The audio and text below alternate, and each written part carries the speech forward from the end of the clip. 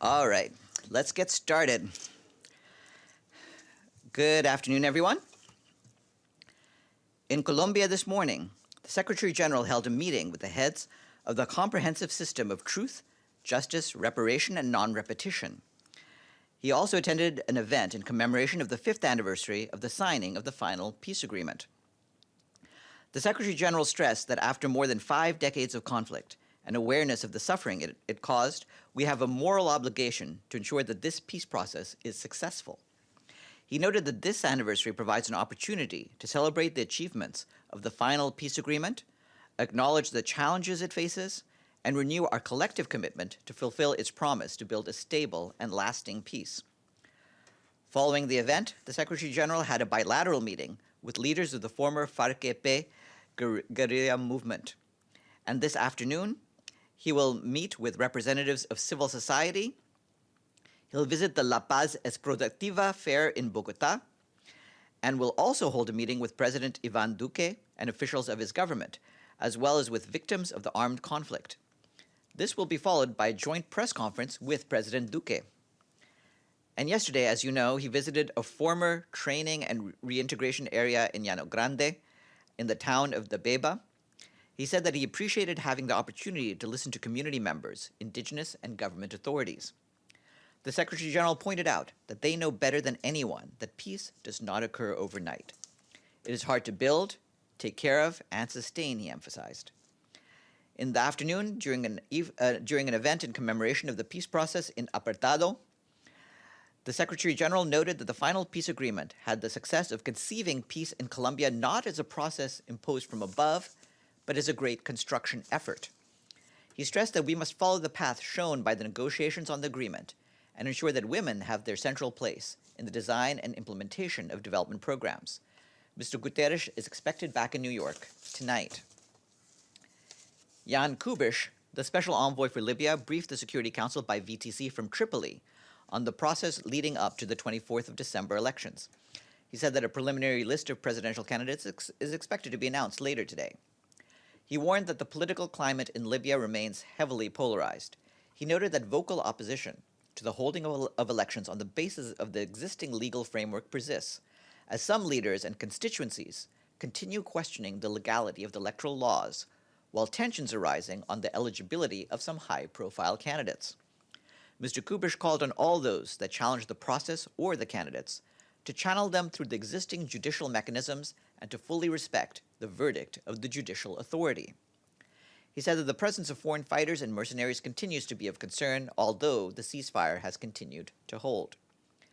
Mr. Kubish told the Council that he believes it is necessary to urgently relocate the head of the UN support mission in Libya, UNSMIL, to Tripoli.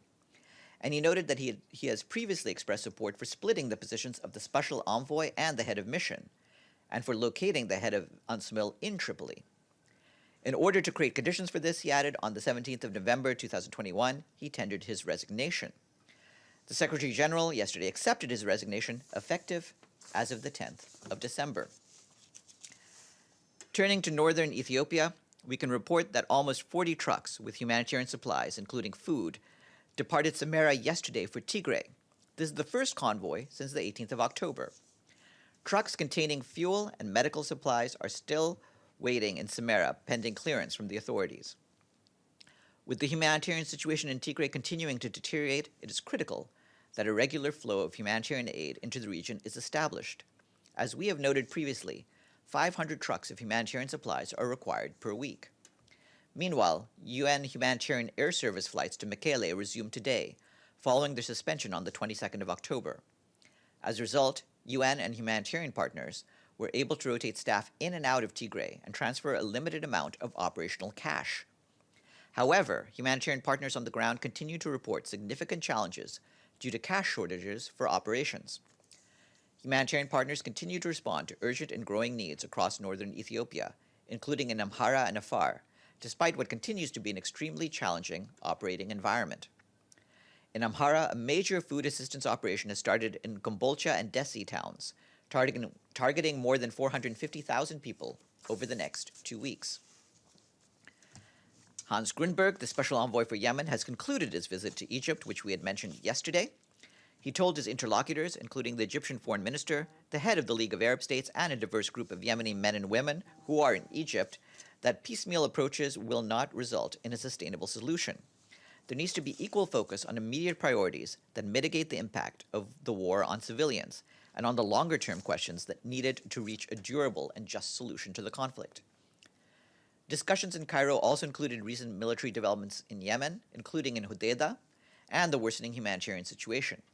Mr. Grunberg highlighted that the sustained offensive on Marib has already resulted in ripple effects across Yemen and continues to undermine the prospects of a negotiated settlement to the conflict.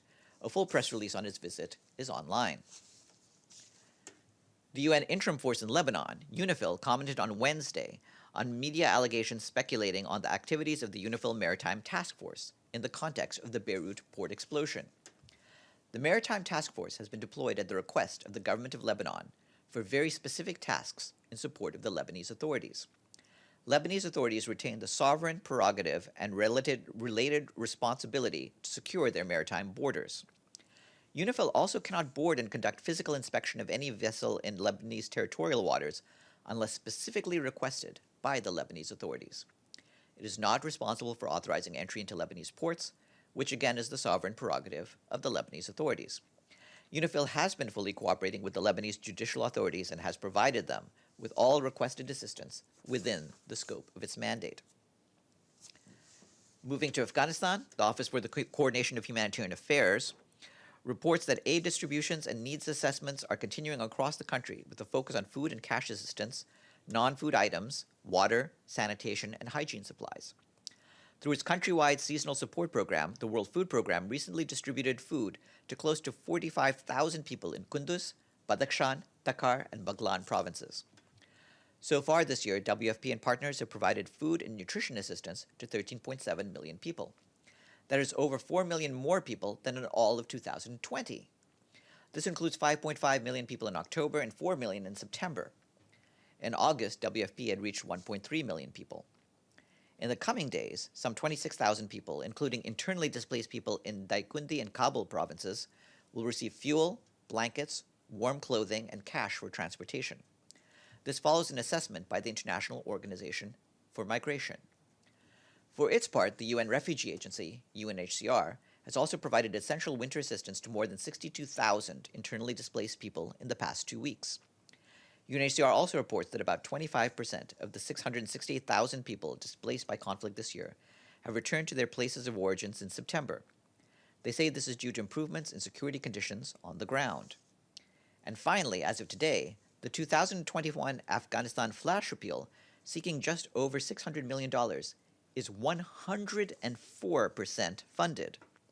The humanitarian response plan has received $671 million of the required $869 million. We have an update on the work of our UNICEF colleagues in Myanmar as they continue to deliver assistance to tens of thousands of children in need in the country.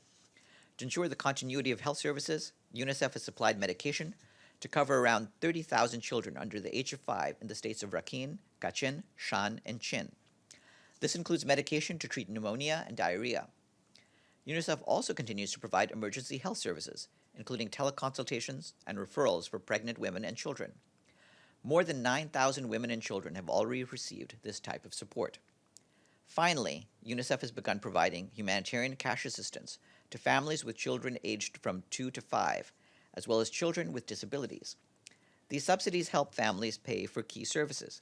More than 5,300 pregnant women and children in Yangon have already received the support, and UNICEF is working to increase the number of people who receive this type of assistance. In Guinea-Bissau yesterday, the head of the UN Office for West Africa and the Sahel, Mohamed Saleh Anadif, together with the president of Guinea-Bissau, Umara Sissoko Embalo, chaired the Regional Open Day on the implementation of Security Council Resolutions 1325 and subsequent resolutions on women, peace, and security. The Open Day brought together nearly 100 women and young leaders from West Africa and the Sahel, as well as government representatives from the region.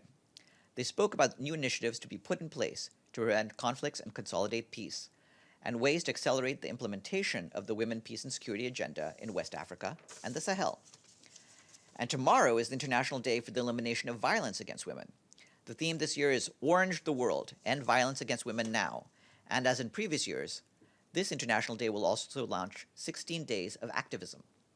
In his video message to mark the day, aired at an event held today, the Secretary General recalls that violence against women and girls continues to be the most pervasive and pressing human rights issue in the world today. But violence against women is not inevitable, he says. The right policies and programs bring results. The Secretary General adds that this means comprehensive, long-term strategies that tackle the root causes of violence, protect the rights of women and girls, and promote strong and autonomous women's rights movements. And after I'm finished here, we are pleased to be joined by two guests from UN Women to present a new report entitled Measuring the Shadow Pandemic, Violence Against Women During COVID-19. Calliope Mingeru, Chief of the Ending Violence Against Women section of UN Women, and Papa Sek, Chief of the Research and Data section, will be here in the room to brief you on that report. And just a reminder that due to the Thanksgiving holiday, there will be no noon briefing tomorrow or Friday. We will be back on Monday when we will have a guest, Dr. Cesar Nunez, Director of the UNAIDS New York office, and he will brief on World AIDS Day, which is on the 1st of November. And before we go to our guests for today, James, I see you have a question. Yeah, sorry, I put my hand up before because you said finally several times. Anyway, a question on Mr. Kubish. In the Security Council meeting, Mr. Kubish confirmed that he was prepared to stay in post until after the election for a transitional period. Why did the Secretary General not accept that offer? He's now going to be leaving on December the 10th, leaving a vacuum just 2 weeks before this vital election. Well, from our side, what we're trying to do is that we, of course, do intend to announce a successor, and we aim to ensure the continuity of leadership and a smooth transition at this critical time. Mr. Kubish is continuing performing his functions, and he is the one, of course, who briefed the Security Council, and we will continue to work with him while we're seeking a successor. Couple of follow-ups. You really think you'll have a successor, given how long it's taken to fill this post in the past, by December the 10th? Well, we're aware of the policies, and of course, as you have seen, Mr. Kubish also confirmed his readiness, as he said to the Council, to continue as special envoy for a transitional period to ensure business continuity, provided that it is a feasible option. One last follow-up, if I can. Yes. Did the Secretary General have full confidence in Mr. Kubish's preparations for the elections in Libya? He has full confidence in the work that his special envoy and indeed the full UN support mission in Libya is doing, and we're continuing to move ahead, and we believe that we can continue to move ahead with elections for the 24th of December. Yes, Philippe. Thank you, Farhan. Same subject. Why? I don't understand why the Secretary General needs 1 week to decide to accept or refuse a demand of a resignation, because he needs 1 week. It was on the 17th, later. As you know, that there are many things to consider, including the situation on the ground and the ability to maintain both the work of the mission and to ensure a smooth transition. And so there's a lot of things that he has to consider, and we're moving as quickly as we can to make sure that we will have a smooth and effective transition in place. Dulcie. Yeah, over to Afghanistan. So you sort of summarized some progress in delivering aid. Does that mean that the UN is working at fully functioning level delivering aid? Are there still hindrances? And if so, what are they? And what about the liquidity problem? Is that getting in the way of delivering aid as well? Thanks.